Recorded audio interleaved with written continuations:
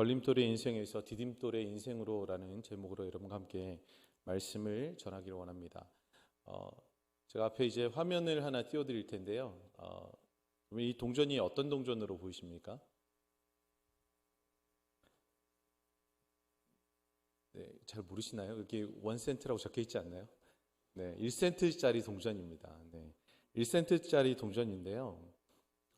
이 동전이 작년 1월쯤에 경매에 나왔습니다. 경매에 나와서 판매가 됐는데요. 혹시 얼마에 판매가 됐을까요? 1센트짜리 동전인데. 이 동전은 1947년에 만들어진 동전인데 얼마에 팔렸을까요? 옥션에서? 제가 분명 비싸니까 이렇게 얘기하겠죠. 네. 1센트짜리의 동전이 얼마에 팔렸냐면 약 20만 4천 달러에 팔렸습니다. 한국 돈으로 2억 2,700만 원이죠. 네. 액면의 가치는 얼마죠? 1센트예요.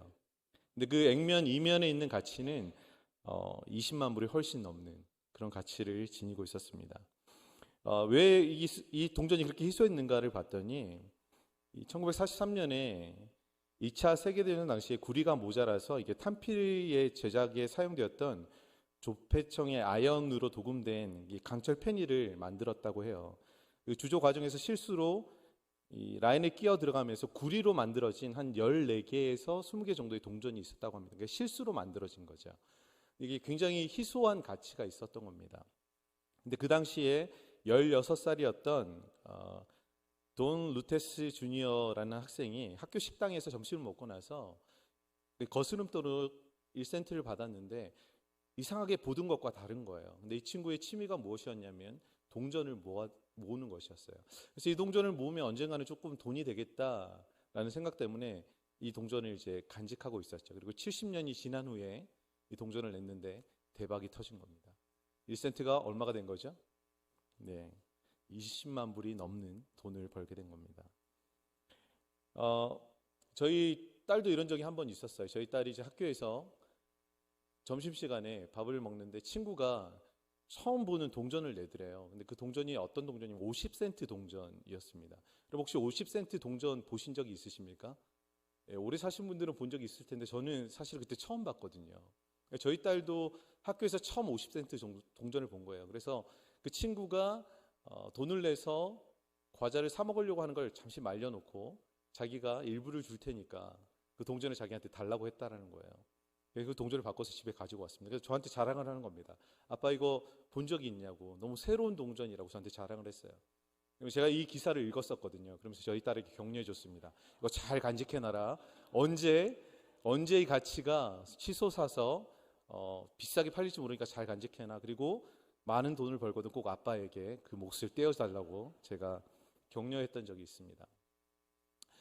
그냥 일반적인 동전, 그냥 1센트일 수 있지만 누군가는 이것에 대해서 큰 가치를 부여했기 때문에 후에 많은 돈을 벌게 됩니다.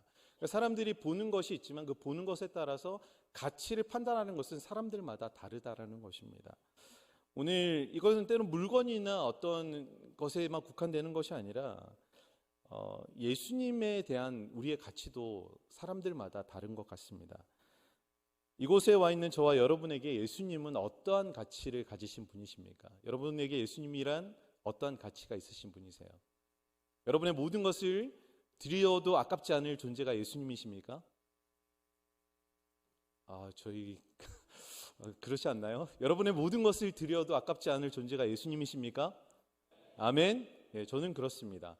우리에게는 아마 여기 있는 저와 여러분에게는 우리의 영원한 생명을 주시고 삶을 주신 그 예수님이 가장 큰 가치 있는 어떤 인생의 가장 가치 있는 선물과 같은 것이라고 저는 생각합니다. 그렇지만 이 교회 밖을 나가서 여러분의 직장이나 또 여러분의 삶의 현장에서 이 예수님에 대해서 사람들에게 얘기한다면 그 사람들은 예수님에 대해서 어떠한 가치를 매기게 될까요? 우리와 같이 우리의 모든 것을 팔아서 우리의 모든 것을 드려도 아깝지 않을 만한 존재로 예수님을 그런 가치로 여기면서 그들은 예수님을 영접할까요? 저는 그렇지 않다라고 생각합니다. 예수님을 보는 사람들은 예수님에 대한 각자만의 가치를 가지고 예수님을 아마 받아들이게 될 것입니다. 어떤 믿지 않는 사람들이 이렇게 얘기할 거예요. 예수님은 신화적인 인물이며 그저 기독교가 만들어낸 가상의 인물이다라고 얘기할 겁니다. 그리고 예수님의 가르침을 담은 이 성경은 그냥 인쇄소에서 찍어낸 오래된 책 중에 하나, 좋은 교훈이 담겨 있는 책으로 아마 이해할 것입니다. 그러나 믿는 우리에게는 예수님은 이 세상의 어떤 것으로도 가치를 매길 수 없는 가장 존귀하신 분이시고, 또 믿지 않는 자들에게 그저 신화의 인물밖에 되지 않지만, 그리고 신화의 인물을 기록해 놓은 이 책은 우리에게 생명의 말씀이 된다라고 우리는 믿으면서 이 가치를 붙들고 살아가게 되는 것입니다. 오늘 본문은 우리에게 예수님의 가치에 대해서 다르게 생각했던 사람들에 대해서 말씀하고 있습니다. 오늘 예수님을 세 가지의 돌에 비유하고 있는 것을 보게 되는데요. 오늘 본문 4절을 보게 되면 사람들에게는 버림바가 되었으나 하나님께는 택하심을 입은 보배로운 산돌이신 예수께 나아가자라고 말씀하시면서 예수님을 보배로운 산돌에 비유하고 있는 것을 볼 수 있습니다.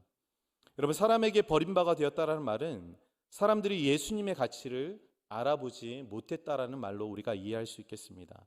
실제로 예수님이 활동하시던 당시에 많은 사람들이 예수님께 왔습니다. 그리고 예수님께 병 고침을 받고 또 그들에게 연약한 부분을 고침받아서 예수님께 감사하는 마음을 가졌죠. 그러나 예수님께 왔던 많은 사람들이 예수님을 하나님의 아들로는 인정하지 않았습니다. 그리고 많은 사람들이 예수님을 메시아, 그리스도로 인정하지 않았습니다. 그냥 선지자 중에 한 명 정도로만 이해하고 있었습니다. 그리고 바리새인과 서기관들은 또 어떠했습니까? 예수님을 잡아서 죽이려고 했습니다. 그분이 하나님의 아들이시고 수많은 이적과 기적을 행하시며 하나님의 말씀을 선포하는 그 순간에도 그들은 예수님을 죽이고자 모의했고 결국 예수님을 어떻게 했나요? 로마의 법정 앞에 세워서 십자가형을 받게 합니다. 그리고 십자가에 못 박혀 죽게 만들었습니다. 예수님이 죽을 때의 그 십자가 위에는 유대인의 왕이라는 편말이 붙어 있었습니다. 그때 제사장들은 나와서 또 로마에게 항의하기 시작합니다. 그는 우리의 왕이 아니라고 얘기하죠. 이 왕이란 말은 바로 메시아란 뜻이에요. 그는 우리의 메시아가 아니다라고 부인하게 됩니다. 그러면서 그 위에 편말을 고쳐 붙이게 되죠. 자칭 유대인의 왕이라고 붙여 올리게 됩니다. 예수님은 이 땅에 왕으로 오셨음에도 불구하고, 그리고 그들을 구원할 구원자로 오셨음에도 불구하고 많은 사람들은 그 예수님이 왕이심을, 구원자이심을 믿지 않았고 그분에 대한 가치와 믿음을 드리지 않았던 것입니다. 그래서 사람들에게 예수님은 버림바가 되셨습니다. 철저하게 외면당하시고 버림바 되셨고 사람들에게 손가락질 당하며 하나님의 아들이심에도 불구하고 그 예수님은 이 땅에서 정말 엄청난 수모와 고통 가운데 죽음을 맞이하셔야 됐습니다. 하지만 사람들에게 버려졌던 이 예수님은 하나님께는 어떤 분이 되셨습니까? 하나님은 그분을, 예수님을 택하셔서 하나님의 보배로운 산돌로 삼으셨습니다. 예수님 비록 십자가상에서 죽으셨지만 죄와 사망의 권세를 이기시고 부활하셨고 그 부활의 권세를 통해서 믿는 자들에게 영원한 생명을 주시는 보배로운 산돌이 되셨습니다. 여러분, 이 자리에 있는 저와 여러분 모두에게 예수님은 바로 새로운 생명을 주신 보배로운 산돌이 되시는 줄 믿습니다. 그래서 예수님은 이 세상의 어떠한 가치와도 어떠한 것과도 비교할 수 없고 바꿀 수 없는 최고의 가치가 되시는 것입니다. 그리고 두 번째 6절에서는 무엇에 비유하고 있습니까?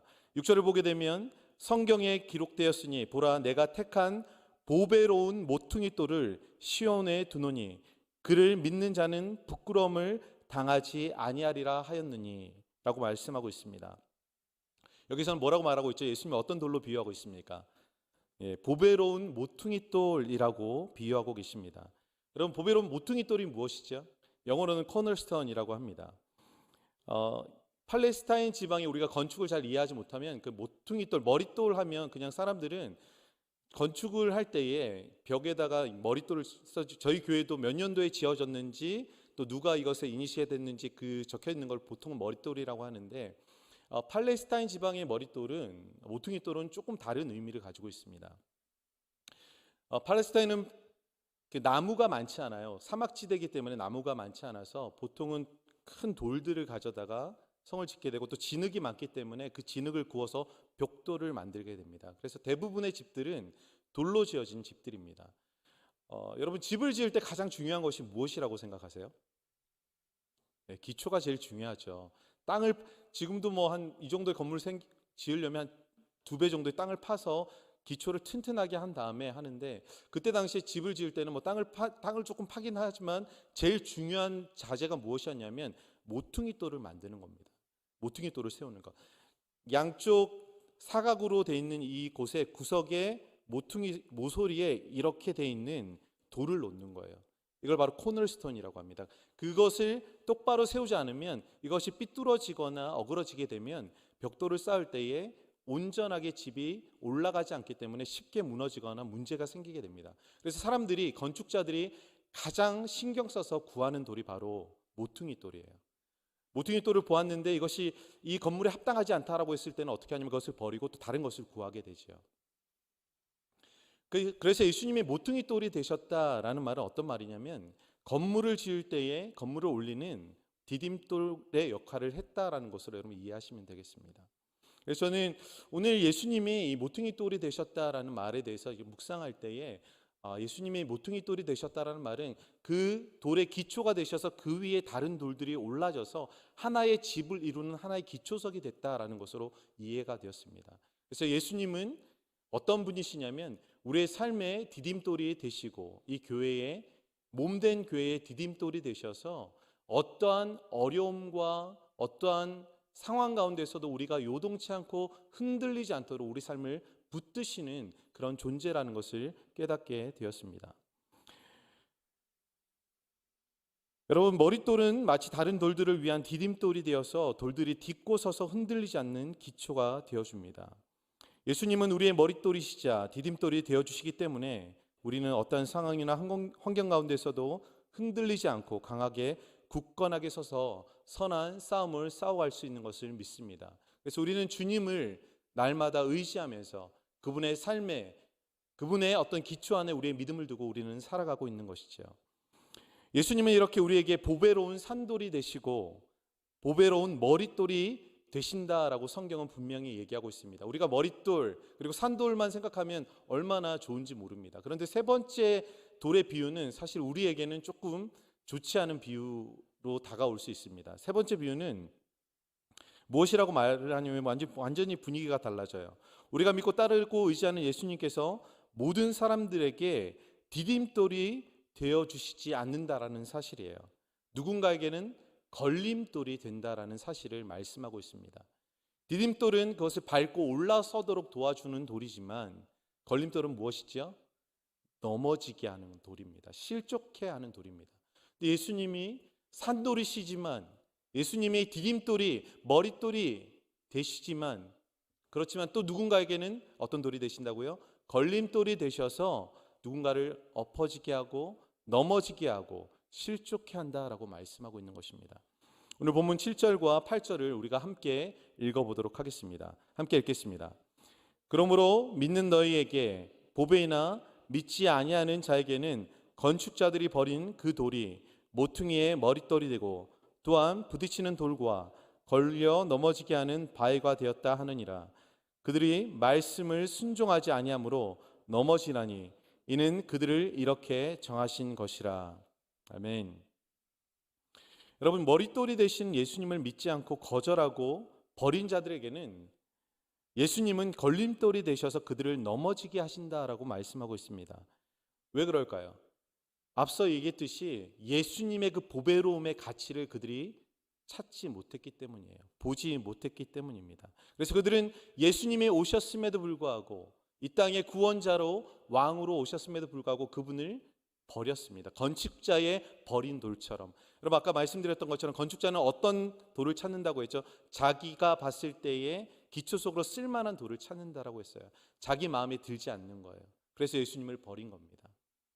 그러나 하나님이 이 땅 가운데 하나님의 집을 세워가실 때에 가장 기초석으로 삼는 게 누구시라고 말씀하셨죠? 예수님이라고 말씀하셨어요. 그래서 예수님을 디딤돌 삼아서 그 위에 쌓여지지 않는 돌들은 어떻게 될까요? 버려지는 거예요. 그때가 언제입니까?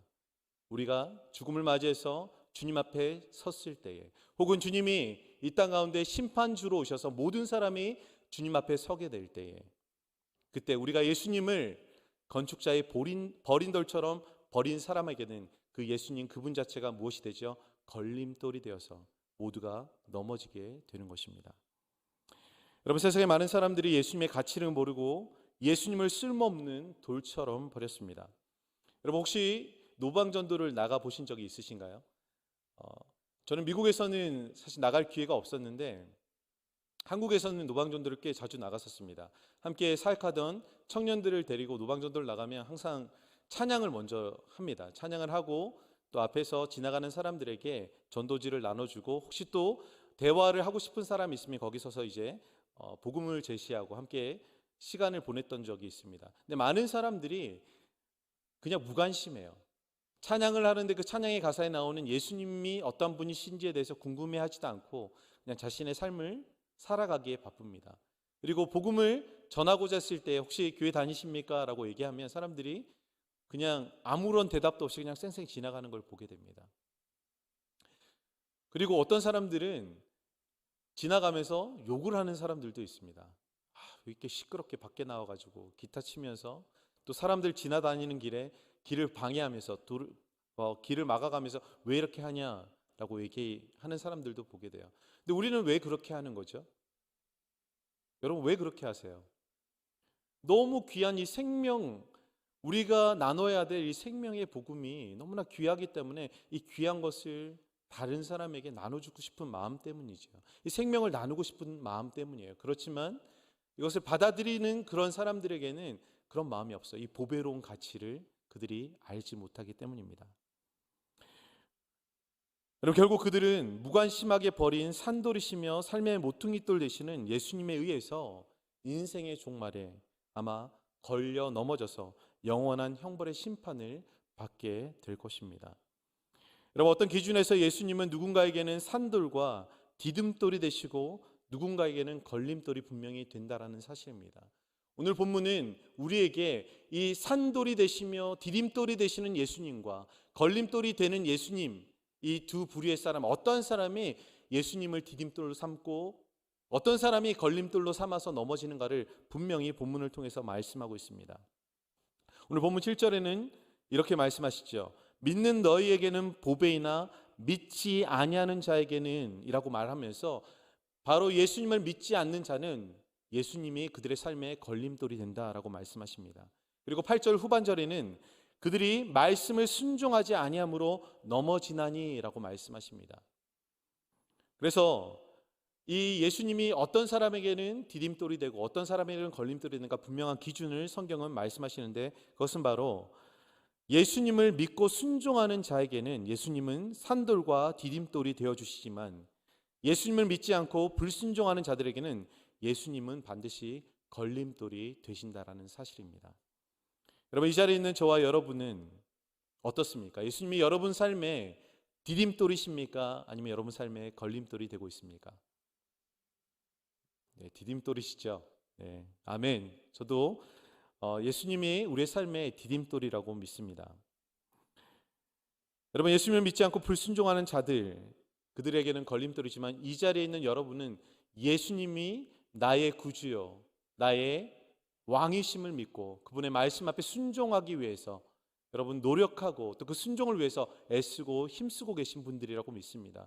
그런 자들에게는 예수님은 반드시 디딤돌이 되어 주셔서 우리의 인생의 삶을 굳건한 반석 위에 세워가게 될 것입니다. 하지만 예수님을 나의 구주로 인정하지 않고 그분의 왕되심을 거부한 채 나의 정욕과 나의 욕심대로 살아가는 사람들에게는 반드시 심판의 걸림돌이 되어서 그들의 삶을 넘어지게 하실 것이라는 사실입니다.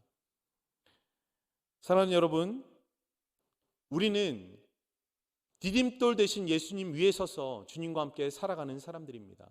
그런 사람들에게 주님은 동일하게 요구하시는 삶이 있습니다. 바로 예수님이 우리의 삶의 디딤돌과 모퉁이돌이 되어주셨던 것처럼, 산돌이 되어주셨던 것처럼 우리도 동일하게 이 세상 안에 디딤돌과 산돌이 되시기를 원한다라는 사실입니다. 오늘 본문 5절은 우리에게 무엇을 얘기하고 있냐면 너희도 산돌같이 신령한 집으로 세워지고 예수 그리스도로 말미암아 하나님이 기쁘시게 받으실 신령한 제사를 드릴 거룩한 제사장이 될지니라 라고 말씀하고 있습니다. 예수님이 산돌이셨는데 우리한테도 뭐라고 얘기하시죠? 그분이 산돌인 것 같이 너희도 산돌이 되어서 거룩한 제사장이 되라 라고 말씀하십니다. 5절만 그렇게 말씀하고 있는 것이 아니죠. 9절에도 동일하게 우리에게 말씀하고 있어요. 9절 함께 읽어보겠습니다. 시작. 그러나 너희는 택하신 족속이요 왕 같은 제사장들이요 거룩한 나라요 그의 소유가 된 백성이니 이는 너희를 어두운 데서 불러내어 그의 기이한 빛에 들어가게 하신 이의 아름다운 덕을 선포하게 하려 하심이라. 아멘. 여러분, 예수님을 믿고 순종하는 하나님의 백성에게는 예수님은 택하신 족속, 왕 같은 제사장, 거룩한 나라, 그의 소유가 된 백성이라는 새로운 신분과 정체성을 부여해 주십니다. 그리고 이 정체성을 부여하신 이유는 다름이 아니라 바로 예수님의 아름다운 덕을 선포하려 하게 하심이라라고 분명히 말씀하고 있습니다. 사랑하는 성도 여러분, 우리가 예수님을 알기 이전에 여러분의 정체성은 무엇이었는지 여러분 기억하십니까? 여러분, 우리가 예수님을 알기 전에 로마서 6장 17절은 이렇게 말씀하시죠. 너희가 본래 죄의 종이었더니 라는 말씀으로 시작합니다. 여러분, 우리의 정체성은 왕 같은 제사장이 아니에요. 하나님의 소유된 백성이 아닙니다. 거룩한 나라가 아니었습니다. 그러나 우리의 삶을 위한 디딤돌이 되어주시고 모퉁이돌이 되어주신 예수님으로 인해서 우리의 삶의 정체성이 변화된 것이에요. 종이었던 우리의 상태를 우리 본문 1절은 분명하게 얘기하고 있습니다. 모든 악독이 가득하고 모든 기만과 외식과 시기와 모든 비방하는 말로 가득해 있던 사람들이 바로 예수님을 믿기 이전에 여러분과 저의 삶이었다라는 것입니다. 그랬던 우리가 주님의 인자하심을 맛보아 구원받아 변화된 신분과 변화된 삶을 살게 됐다라고 성경은 얘기하고 있습니다. 저는 이것을 디딤돌 인생이라고 얘기하고 싶습니다. 여러분, 과거의 우리 인생은 걸림돌의 인생이었습니다. 단지 예수님의 심판에 의해서 걸려 넘어지는 사람일 뿐만 아니라 사실 우리 안에 있는 죄성으로 인해서 다른 사람을 걸려 넘어지게 했던 사람들이에요. 여러분, 한번 생각해 보십시오.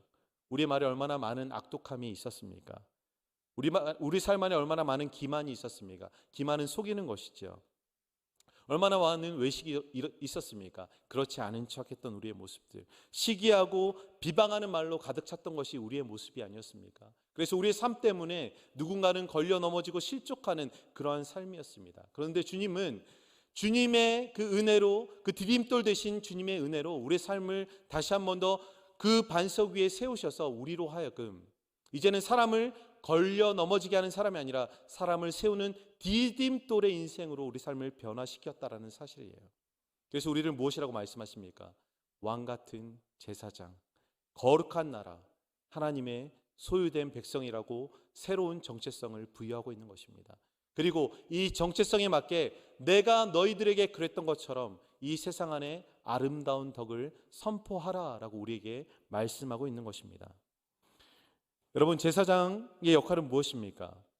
제사장의 역할은 사람의 깨어진 관계를 이어주는 중재자의 역할을 담당하는 것입니다. 그리고 예수님도 이 땅에 완전한 대제사장이 되셔서 우리와 하나님 관계를 회복시켜 주셨습니다. 히브리서 10장 19절에서 22절은 이렇게 말씀하십니다.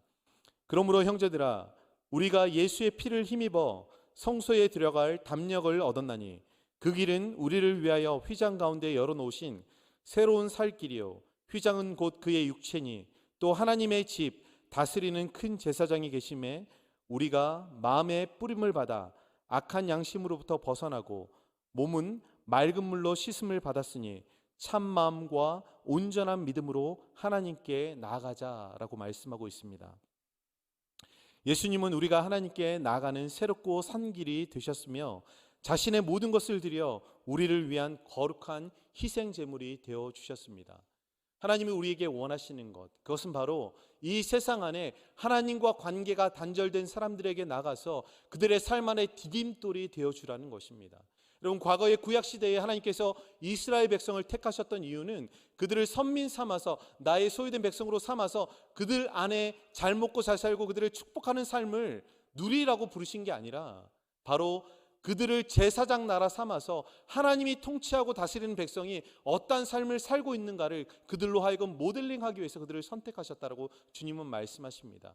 여러분, 신약 시대에도 동일합니다. 왜 주님이 우리를 구원하셨는가? 단지 우리가 구원받아 천국 가는 것으로 끝나지 않고 이 세상 안에 하나님의 백성이 어떻게 살아가고 하나님의 백성이 이룬 그 하나님 나라가 어떠한 가치를 지니고 있는지 이 세상에 하나님을 알지 못하는 백성들에게 전하기 위해서, 선포하기 위해서 저와 여러분의 삶을 부르시고 선택하셨다는 사실입니다. 그 말은 다른 말로 하면 우리의 삶을 디딤돌의 인생으로 부르셨다는 사실이에요. 여러분 삶의 부르심의 자리에서 여러분 어떠한 인생을 살고 계십니까?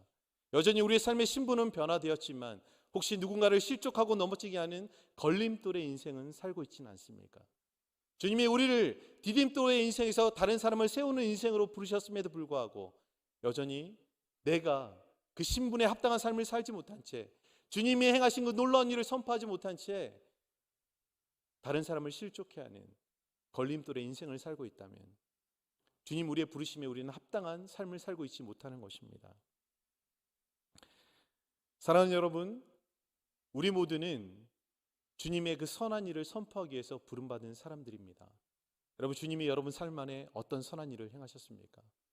이 세상 안에 그 어느 것도 바꿀 수 없는 너무나 귀한 그 새 생명을 여러분에게 주시지 않으셨습니까? 그리고 영원한 생명을 보장하심으로 말미암아 이 세상 안에 그 어떤 고난과 고통 가운데서도 주님과 함께 길을 걸어가는 참된 기쁨과 평안을 여러분 삶 안에 허락하지 않으셨습니까?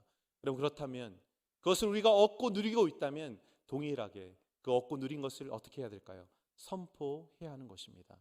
그것이 바로 걸림돌의 인생에서 디딤돌의 인생으로 변화받은 사람들의 삶이어야 하는 것입니다.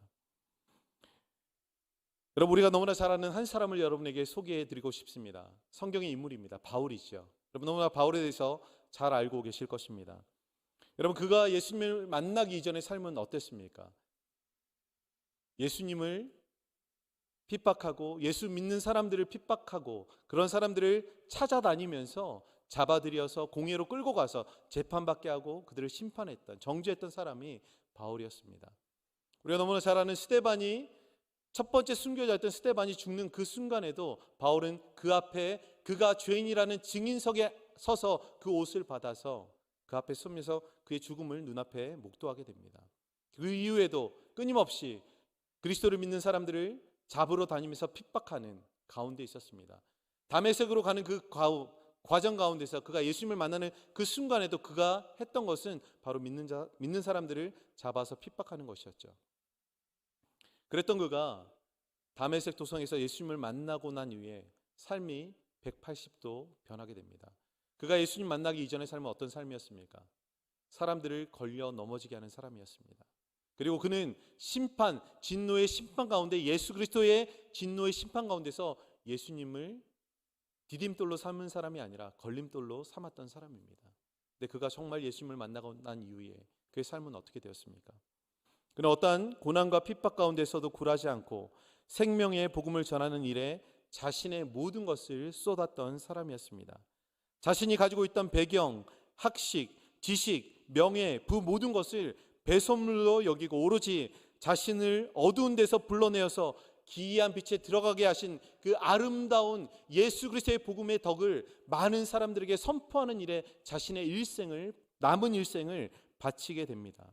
그리고 보배로운 산돌이며 모퉁이 돌이 되신 예수님을 만난 이후에 그의 인생 또한 정말 사람들에게 생명을 나누는 산돌이 되었고, 많은 영혼들에게 복음의 생명을 전하고 예수님을 모퉁이 돌로 하는 교회의 디딤돌이 되어서 많은 영혼을 구원하는 것을 우리는 복음서 이외에 많은 서신을 통해서 보게 되는 것입니다.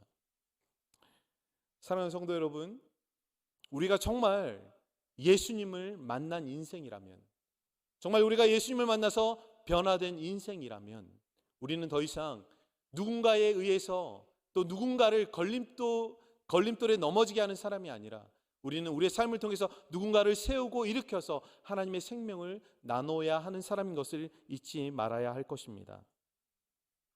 과거 우리의 인생도 아마 이 바울과는 크게 다르지 않았을 것입니다.